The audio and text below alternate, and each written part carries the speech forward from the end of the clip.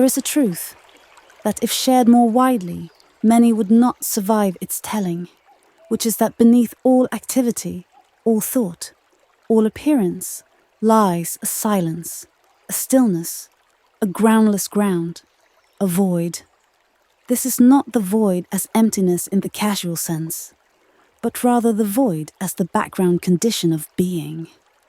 It is not an absence, but a presence so complete and formless that it becomes the necessary context for all things that arise. To recognize this void is not to descend into nihilism, but to touch the fundamental mystery of existence. The void is not a substance, a location, or a metaphysical claim. It is better understood as a perceptual realization that all things which appear, objects, thoughts, bodies, time, sensations, arise and dissolve within a field that cannot be grasped. The void is not separate from form. It is the condition in which form becomes perceptible. Philosophers from Laozi to Heidegger have gestured at this groundlessness, but it remains largely hidden to ordinary perception. The void is also psychological.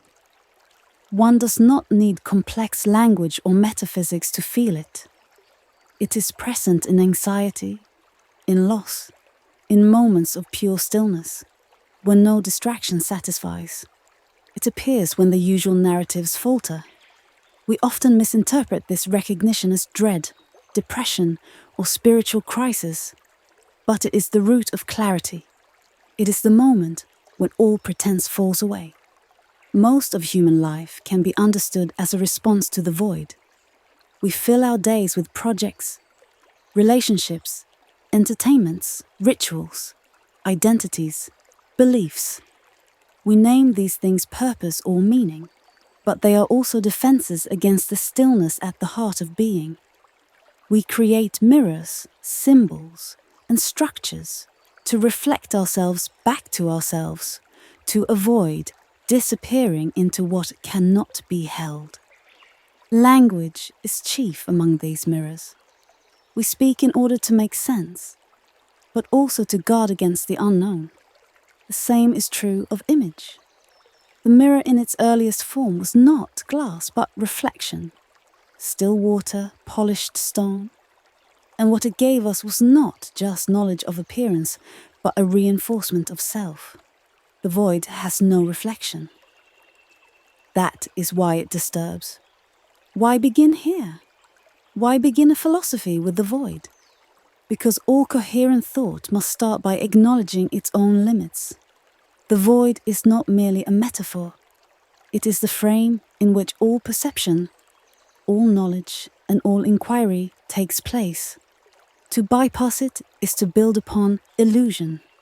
The void cannot be solved, only understood as necessary. Every insight, every conceptual system, every metaphysical theory begins in mystery.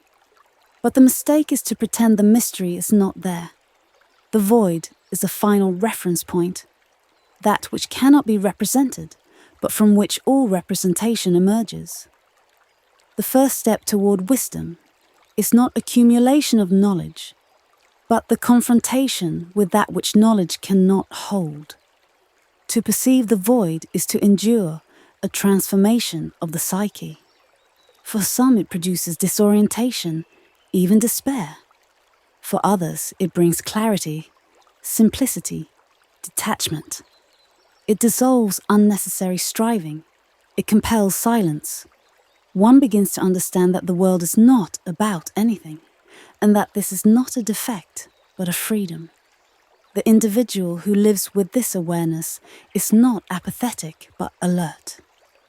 Their activity flows differently. They work not to fill the void, but from an awareness of its presence. This awareness gives depth to even the smallest gesture. It becomes possible to see life not as a sequence of problems to be solved, but as a movement within a field of mystery.